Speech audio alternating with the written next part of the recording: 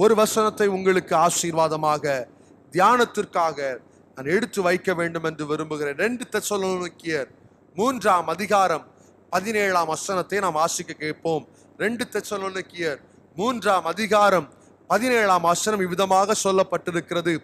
பவுலாகிய நான் என் கையெழுத்தாலே உங்களுக்கு எழுதுகிறேன், நிருபங்கள் தோறும் இதுவே என் அடையாளம், இப்படியே எழுதுகிறேன் என்று சொல்லுகிறார்.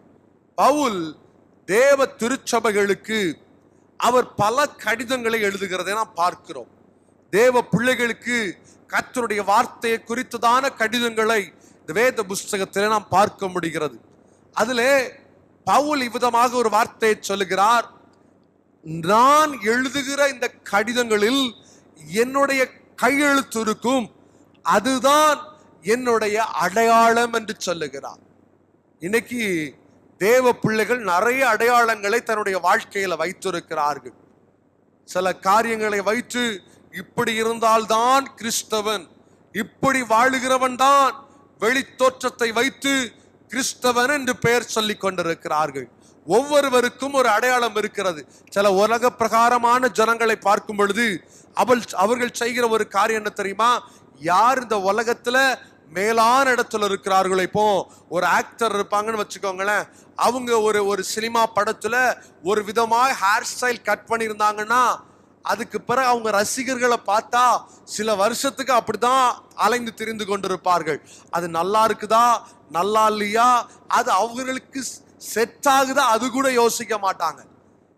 அவங்க நினைக்கிற ஒரு காரியம், என்னுடைய தலைவன் அதை வச்சிருக்கிறாரு, அதை நான் வைத்திருந்தால் அவருடைய ரசிகன் என்று தெரியும், அதனாலே அதை ஒரு அடையாளமாக வைத்திருக்கிறார்கள். இன்னைக்கு இதே போல கிறிஸ்தவ வட்டாரம் மாறிட்டு இருக்குது. கிறிஸ்தவ பிள்ளைகளை பார்க்கும்போது யூடியூப்ல ஒரு ஆள் பயங்கர ட்ரெண்டிங்கா போயிட்டு இருக்கிறாங்க அப்படின்னா அதை அப்படியே ஃபாலோ பண்ண ஆரம்பிச்சிருவாங்க. இன்னைக்கு மனிதர்கள் வெளிப்பிரகாரமான தோற்றத்திலே அடையாளத்தை வைத்திருக்கிறார்கள். பவுல் சொல்றாரு, நான் எழுதுற லெட்டர்ல என்னுடைய கையெழுத்து இருக்கும், அதுதான் என்னுடைய அடையாளம்.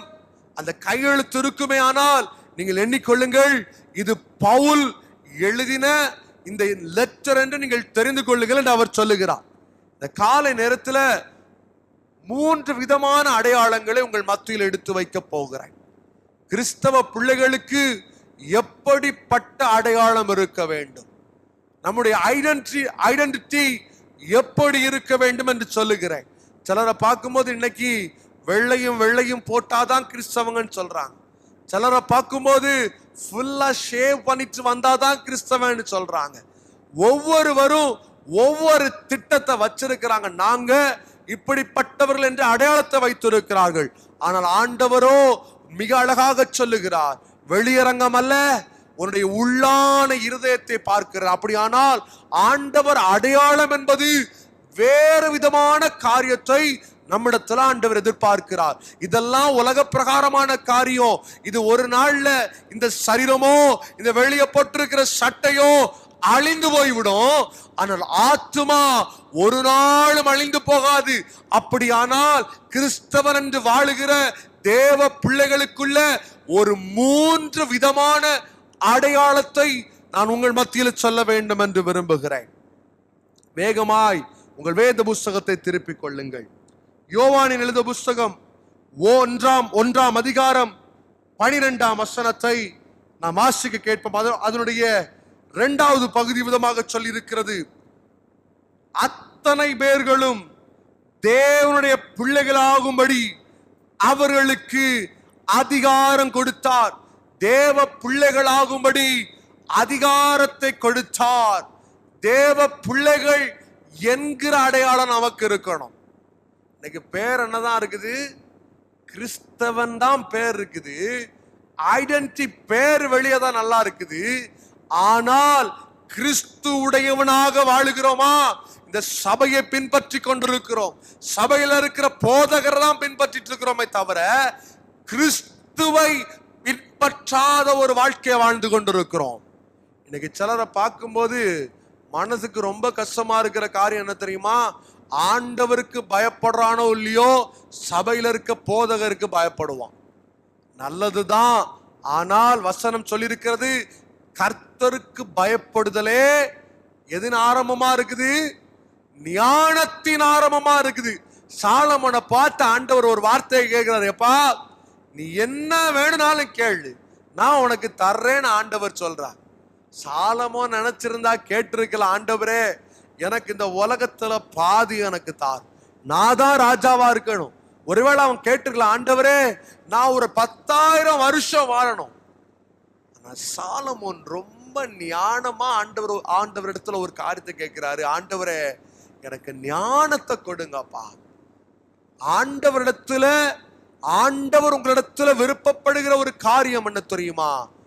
கிறிஸ்துவை உங்கள் அடையாளமாக நீங்கள் வைத்திருக்க வேண்டும். வெளிப்பிரகாரம் தேவையில்ல, உள்ளான இருதயம் கிறிஸ்துவோடு இருக்க வேண்டும். அடையாளம் என்பது தூரத்திலிருந்து பார்க்கிற ஜனங்கள் உங்களை பார்த்து சொல்லணும், வெள்ளையும் போடலையா, இவன் சேவ் பண்ணல, ஆனா இவனுக்குள்ள ஒரு அபிஷேகம் இருக்கிறது, இவனுக்குள்ள ஒரு மாற்றம் இருக்கிறது. இன்னைக்கு மனுஷன் வெளிப்பிரகாரமான அடையாளத்தை மாத்திரமே வைத்திருக்கிறார்கள். யார் என்ன செஞ்சாலும் அது அப்படியே பாரம்பரியமாக ஃபாலோ பண்ணுவான். ஏன் பிரதர் வெள்ளையும் போட்டிருக்கிறீங்க? இல்ல எங்க அப்பா அம்மா போட்டிருந்தாங்க. அவங்க அம்மா அப்பா கிட்ட போய் கேட்டா ஏன் போட்டிருக்கிறீங்க? எங்க அம்மா அப்பா போட்டிருந்தாங்க. அவங்க கிட்ட போய் கேட்டா அவங்க சொல்லுவாங்க எங்க பாஸ்டர் போட சொன்னாரு. எல்லாம் நல்லா தான் இருக்குது. ஆனா தேவன் விரும்புகிற காரியம் வெளிப்பிரகாரமான தோற்றம் அல்ல. கிறிஸ்துவை உங்கள் அடையாளமாக கொண்டிருக்கும் பொழுது கர்த்தர் உங்களை உயர்த்த வல்லமை உள்ளவராக இருக்கிறார். சின்ன வயசுல நம்ம ஒரு கதையை படிச்சிருப்போம். ஒரு தொப்பி விற்கிற ஒரு மனுஷன், அவர் என்ன பண்ணுவார்னா, ஒரு ஊர்ல இருந்து இன்னொரு ஊருக்கு வண்டிக்கு பின்னாடி ஒரு கூடைய வைத்து நிறைய தொப்பிகளை வைத்து இன்னொரு ஊர்ல கொண்டு வித்துட்டு வருவார். அப்போ ஒரு நாள் என்ன ஆகுது அப்படின்னா, ஒரு காட்டுக்குள்ள அவருடைய வாகனத்துல போயிட்டு இருக்கிறார். போயிட்டு இருக்கும் பொழுது ரொம்ப டயர்டா, நம்ம ஆளுக்கு நல்ல சோர்வா உட்கார்ந்து, சரி இந்த அழகான இயற்கை சூழல்ல கொஞ்சம் நல்லா படுத்து நல்லா என்ஜாய் பண்ணிட்டு போவோன்னு முடிவெடுக்கிறார். நம்ம ஆளு வண்டியை விட்டுட்டு பக்கத்துல அழகான ஒரு இலையை எடுத்து போட்டுட்டு நல்லா படுத்து நிறுத்துறையா இருக்கிறார்.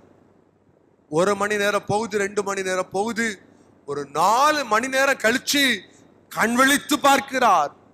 கண் விழித்து பார்க்கும் பொழுது அங்க நடந்த ஒரு சம்பவம் என்ன தெரியுமா? சைட்ல இருந்த குரங்கு எல்லாம் அந்த தொப்பி எடுத்து தலையில வச்சுக்கிட்டு இருக்குது. பார்க்கிறாரு, கேட்கிறாரு, குரங்க பார்த்து, குரங்கு தொப்பிய கூடு அப்படிங்கிறாரு. ஒரு குரங்கும் கொடுக்கல. மறுபடியும் சொல்றாரு, குரங்கு என் தொப்பிய கொடுத்துரு அப்படிங்கிறாரு. எந்த குரங்கும் தொப்பிய கொடுக்கல. உடனே அவர் என்ன பண்ணாரு தெரியுமா? இவருக்கு தலையில வச்சிருந்த தொப்பிய கலத்தி வச்சாரு பாருங்க. குடுகுடுன்னு அத்தனை குரங்கும் தொப்பிய கலத்தி வச்சுட்டு. இன்னைக்கு இதே போலதான் குரங்கு போல நம்முடைய வாழ்க்கையை வாழ்ந்துட்டு இருக்கிறோம். எது அடையாளம் என்று தெரியாமல் ஒருத்தர் செஞ்சா அதை அப்படியே ஃபாலோ பண்ணிட்டு இருப்பான். எந்த மாற்றமும் இருக்காது. ஒரு ஆள் வெள்ளையும் போட்டா இவனும் வெள்ளைய போட்டுருவான். ஒரு ஆள் ஜிப்பா போட்டா இவனும் ஜிப்பாவை போட்டுருவான். ஆண்டவர் சொல்றாரு, தேவ பிள்ளைகளுக்கு ஒரு அடையாளம் இருக்கணும். அந்த அடையாளம் கிறிஸ்து என்கிற அடையாளம் இருக்கணும். இன்னைக்கு இதெல்லாம் விட்டுட்டு தன்னுடைய சபையை குறித்தும் தாம் போட்டிருக்கிற சட்டைய குறித்தும் மேன்மை பாராட்டி கொண்டிருக்கிறார்கள். எனக்கு அருமையான தேவ பிள்ளைகளே, பாரம்பரியம் பரலோகத்துக்கு கொண்டு போகாது. சபை பரலோகத்துக்கு கொண்டு போக முடியாது. ஆண்டவர் சொல்லுகிறார், கைகளினால கட்டப்பட்ட இந்த ஆலயத்திற்குள்ள அசைவாடுகிற தேவன் அல்ல. அதற்கு அடுத்த வசனத்துல சொல்லுகிறார், இருதயமாகிய ஆலயத்தில் அசைவாடுகிற தேவன் அவர். ரொம்ப தெளிவா ஆண்டவர் சொல்றாரு, இந்த சபைக்குள்ள நான் அசைவாடலையா, நீ துதிப்பாயானால் உனக்குள்ளே அசைவாடுவேன். இன்னைக்கு ஜனங்கள் மனிதர்களுக்கு பின்னாடி ஹீரோ நினைச்சு அலைஞ்சிட்டு இருக்கிறாங்க. மனுஷனை ஹீரோ நம்பி பின்னாடி அவன் போடுற ஸ்டைலு, சிலரை பார்த்துருக்கிற சில ஊழியக்காரங்க எப்படி இருப்பாங்களோ அப்படியே காப்பி அடிச்சிருப்பான். அவன் போடுற ஷூவை தான் இவனும் போடுவான், அவரு போடுற சட்டையை தான் போடுவான், கம்பெனி கூட அவர் போட்டதை தான் போடுவான். இது ஒரு நாளும் பரலோகத்துக்கு கொண்டு போகாது. சிலர் நினைக்கிறாங்க அதே போல சட்டையெல்லாம் போட்டு ஆண்டவர் பரலோகத்துக்கு கொண்டு போயிடுவாரா? யாரு போவார்னு யாருக்குமே தெரியாது. ஆண்டவர் தான் நம்முடைய வாழ்க்கையில பரலோகத்தை கொடுக்கிறதும் கொடுக்காததும் அவருடைய கரத்துல இருக்குது. ஆண்டவர் சொல்றார், நீ பரிசுத்தமாய் வாழ், கிறிஸ்துவை அடையாளமாய் கொண்டு வாழு. இன்னைக்கு அந்த அடையாளத்தை ஆண்டவர் தேவ பிள்ளைகளுக்குள்ள ஆண்டவர் விரும்புகிற தேவனாக இருக்கிறார். யோசேப்பை குறித்து பார்க்கும் பொழுது அவனுக்குள்ளே ஒரு அடையாளம் இருந்தது. தேவன் என்னை பார்த்து கொண்டிருக்கிறார், நான் ஒரு கிறிஸ்தவன், நான் ஒரு இஸ்ரவேலன் என்கிற ஒரு அடையாளம் இருந்தது. ராஜகுமாரத்தை வாவான்னு கூப்பிடுறா. யோசேப்பு சொல்றான், நோ நோ, ஏனென்றால் I have the identity of Christ. தேவன் என்கிற அடையாளம் எனக்குள்ள இருந்தது. நீ நல்லா யோசிச்சு பாருங்க, யோசேப்பு அன்னைக்கு வெள்ளையுமா போட்டு இருந்திருப்பான்? இல்ல, யோசேப்பு நல்ல உடை அணிந்திருப்பான், எகிப்து பாரம்பரியத்தில் வாழ்ந்திருப்பான். ஏனென்றால் அந்த எகிப்துக்குள்ளே வரும் பொழுது அவனை ஒரு எகிப்தியனாக மாற்றுகிறார்கள். சட்டம் முக்கியம் அல்ல, கிறிஸ்தவ ஜனங்களாக வாழணும். இன்னைக்கு பேர் தான் கிறிஸ்தவன் இருக்குது, ஆனா வாழ்க்கை ஃபுல்லும் அசுத்தமான காரியம், பாவம் நிறைஞ்ச காரியம், தேவனுக்கு பிரியமில்லாத காரியத்தை செய்து கொண்டிருக்கிறார்கள். இன்னைக்கு ஆண்டவர் உங்களிடத்தில் ஒரு அடையாளத்தை விரும்புகிறார். அந்த அடையாளம் கிறிஸ்துவை உடைய அடையாளமாக இருக்க வேண்டும், கிறிஸ்துவ அடையாளமாக வச்சிருக்கணும். யோசேப்பு ஆண்டவரை தன்னுடைய அடையாளமாக வைத்திருந்தபடியால் எந்த ஜனங்களுக்கு முன்பதாக அவன் தள்ளப்பட்டானோ அதே ஜனங்களுக்கு முன்பதாய் கர்த்தர் யோசேப்பை உயர்த்தி அழகு பார்த்தார். கரங்களை மேல உயர்த்தி சொல்லுங்க, ஹல்லேலூயா. இன்றைக்கும் அதே ஆவியானவர், இதே வல்லமையின் தேவன் உங்கள் மத்தியில் அசைவாடி கொண்டிருக்கிறார். நிச்சயமாய் கர்த்தரை அடையாளமாய் வைத்திருக்கிற ஜனம் அது ஒரு நாளும் தள்ளப்பட்டு போனதில்ல. தேவனுடைய பிள்ளைகளாக நாம் மாற வேண்டும். தேவனை நம்முடைய அடையாளமாக நாம் வைத்திருக்கும் பொழுது கர்த்தர் நம்மை ஆசீர்வதிக்க வல்லமை உள்ளவராக இருக்கிறார். இரண்டாவது ஒரு அடையாளத்தை உங்கள் மத்தியில் எடுத்து வைக்க வேண்டும் என்று விரும்புகிறேன். 2 கொரிந்தியர் 5ஆம் அதிகாரம் 17ஆம் வசனத்தை வாசிக்க கேட்போம். 2 கொரிந்தியர் 5ஆம் அதிகாரம் 17ஆம் வசனம். இப்படி இருக்க ஒருவன் கிறிஸ்துவுக்குள் இருந்தால் அவன் எப்படி இருக்கிறான்? புது சிருஷ்டியாக இருக்கிறான். கிறிஸ்துவுக்குள்ள இருக்கிறதுனா ரட்சிக்கப்படுகிற ஒரு அனுபவத்தை காண்பிக்கிறது. ரட்சிக்கப்பட்டா மட்டும்தான் யாருக்குள்ள இருக்க முடியும்?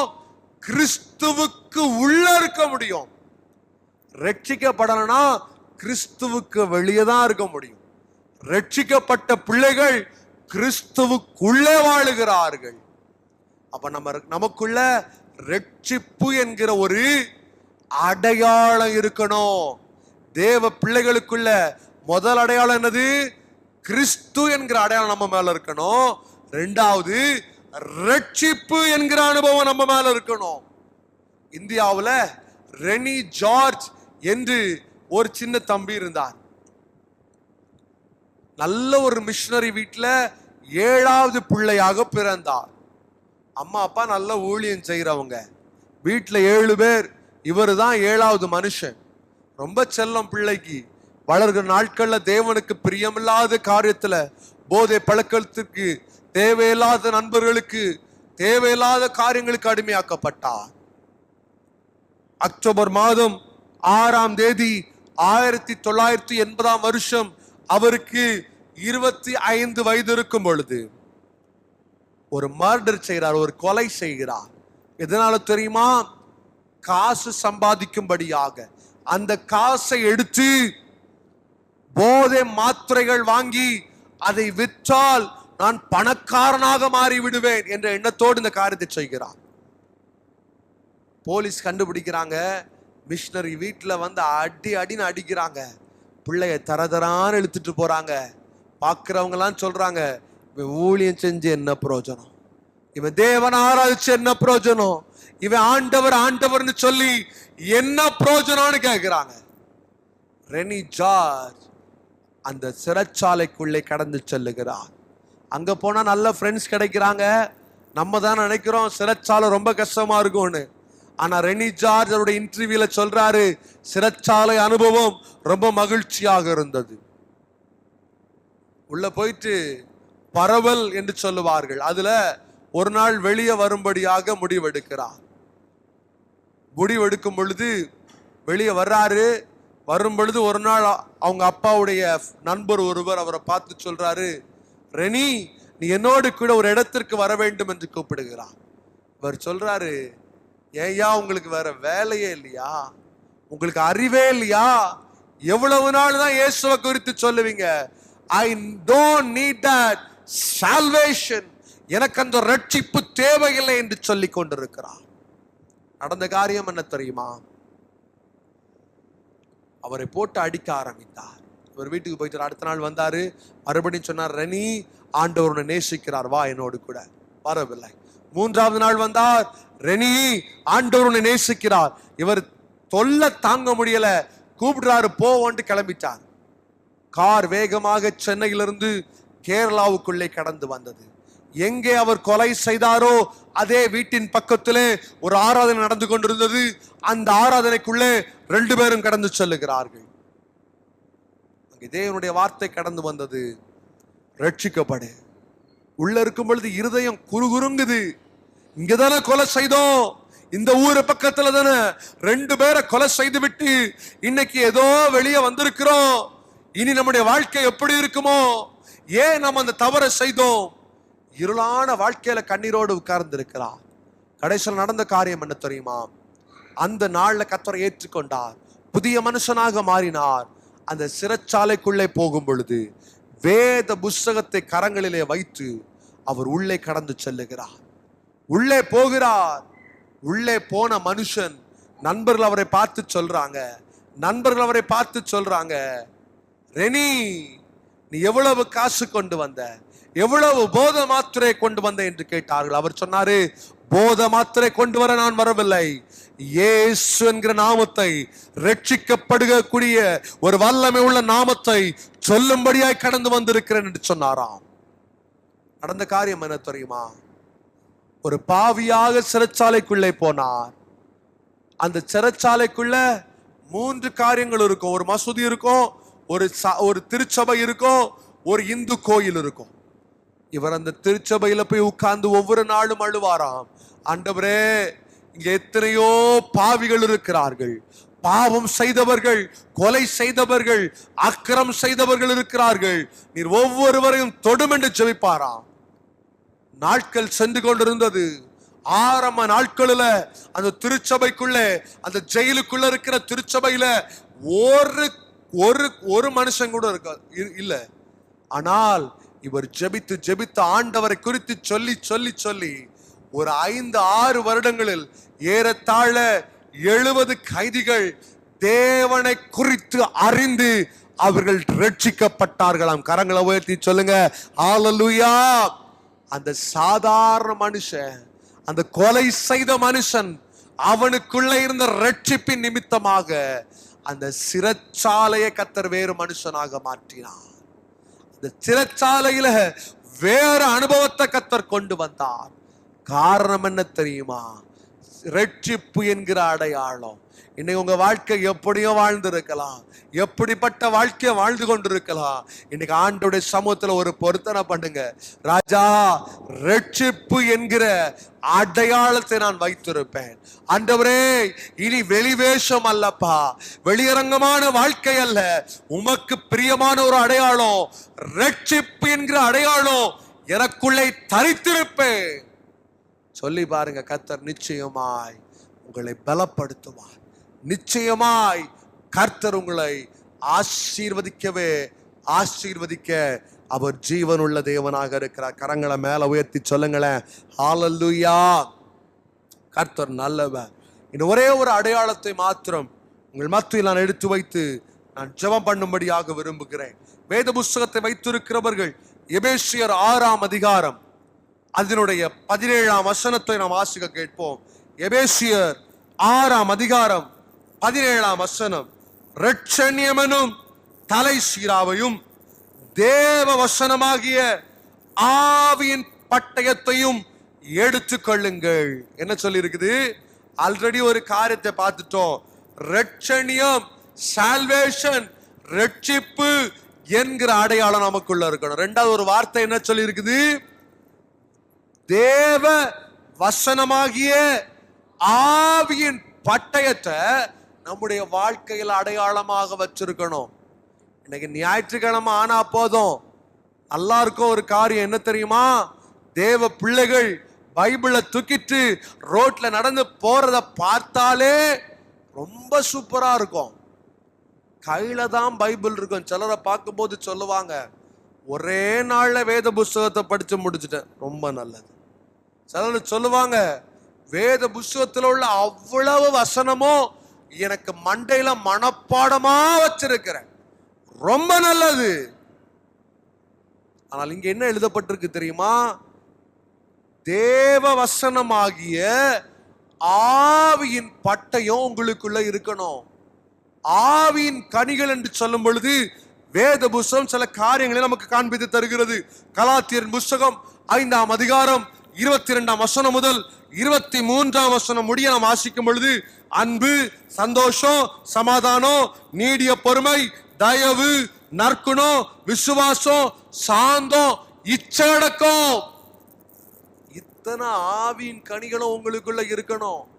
வசனத்தை கையில தூக்கிட்டு போறது முக்கியம் அல்ல, தேவ வசனமாகிய ஆவியின் கனிகள் உங்களுக்குள்ளே அடையாளமாக காண்பிக்கப்பட வேண்டும். கரங்களை உயர்த்தி சொல்லுங்களேன், ஹல்லேலூயா. மிக அழகாக சொல்லப்பட்டிருக்கிறது. தேவ வசனமாகிய ஆவியின் கனிகளாகிய அன்பு இருக்கணும். இன்னைக்கு அன்பு தனிது போய் இருக்கிறது. ஞாயிற்றுக்கிழமை ஆச்சுன்னா பைபிளை தூக்கிட்டு நடக்கிறத பார்த்தா, ஓ விசுவாசியே நீ கலங்காதே, பாடெல்லாம் ரொம்ப நல்லா தான் இருக்கும். ஆனால் வசனத்தெல்லாம் நல்லா பேசுவாங்க, வசனத்தெல்லாம் நல்லா கேட்பாங்க. ஆனால் தேவ வசனத்தின் ஆவியின் கனிகளாகிய ஒரு கனியை கூட அவங்க வாழ்க்கையில பார்க்க முடியாது. ஆண்டவர் ஒரு அத்தி மரத்தை பார்க்கிறார், ஒரு கனி இருக்குமா என்று தேடுகிறார். தேடி தேடி பார்த்திருப்பாரு, ஒரு கனி கிடைக்குமா, ஒரு ஆசீர்வாதம் இருக்குமா, ஒரே ஒரு நற்குணம் இருக்குமா, ஒரு அன்பு இருக்குமா, ஒரு சாந்த குணம் இருக்குமா, கொஞ்சம் சந்தோஷம் இருக்குமா? ஒண்ணு இருக்காது. ஆண்டவர் பார்த்தாரு, போப்பா நீலாம் வாழ்ந்து பிரயோஜனமே இல்லை, சபித்துட்டு போயிட்டார். இன்னைக்கு ஏன் நம்முடைய வாழ்க்கையில் சாபம் தலை தூக்கி கொண்டிருக்கிறது தெரியுமா? குடும்பத்தில் சமாதானத்தை இழந்து போயிருக்கிறோம், பிரச்சனைக்குள்ள இருக்கிறோம், போராட்டத்துக்குள்ள இருக்கிற காரணம் தெரியுமா? இந்த ஆவியின் கனிகள் என்கிற அனுபவம் நமக்குள்ள இல்ல, அந்த அடையாளம் இல்ல. எந்த அடையாளத்தை வச்சிருக்கோம் தெரியுமா? ஞாயிற்றுக்கிழமை 8 மணிக்கு நாங்க விசுவாசி, அதுக்கு பிறகு ஆராதனை முடிஞ்சு 10:30 மணிக்கு நாங்க விஷ ஊசி. ஆண்டவர் மிக தெளிவாக பேசிக் கொண்டிருக்கிறார், இப்படிப்பட்ட வாழ்க்கையில் நாம் வாழக்கூடாது. தேவன் விரும்புகிற, தேவன் பிரியப்படுகிற அன்புள்ளவர்களாக அந்த ஆவியின் கனிகளை நம்முடைய வாழ்க்கையில அடையாளம் கொண்டவர்களாக நாம் இருக்க வேண்டும். இன்னைக்கு வெளி தோற்றத்தை குறித்தெல்லாம் ஆண்டவர் எதையுமே பேசல. இன்னைக்கு வேத புஸ்தகத்துல பார்க்கும் பொழுது அவர் அந்த சட்டையை போட்டிருந்தார், இந்த சட்டையை போட்டிருந்தார், யாரும் பேசல. இன்னைக்கு அதுதான் பிரச்சனையா இருக்குது. எந்த சட்டையும் போட்டுட்டு போட்டோம். ஆண்டவர் விரும்புகிற ஒரே ஒரு காரியம், உன் அடையாளம் இந்த உலக மனுஷனை பார்த்து செய்யாத, ஆண்டவர் என்ன சொல்லி இருக்கிறாரோ அதை கீழ்ப்படியும் பொழுது கர்த்தர் உங்களுடைய வாழ்க்கையில் அடைக்கப்பட்ட வாசல்களை திறப்பா. சாபம் பிடித்து போன வாழ்க்கைய மறுபடியும் எழும்ப பண்ண அவர் வல்லமை உள்ள தேவனாக இருக்கிறார். 3 காரியங்களை உங்கள் மத்தியில் எடுத்து வைத்திருக்கிறேன். கிறிஸ்தவனுடைய அடையாளம், முதல் அடையாளம் கிறிஸ்து தான் உங்கள் அடையாளம். சபை அடையாளம் அல்ல, ஊழியக்காரர் அடையாளம் அல்ல. சிலர் சொல்லுவாங்க, நாங்க எந்த சபைக்கு போறோம் தெரியுமா? அந்த சபைக்கு போறோம்.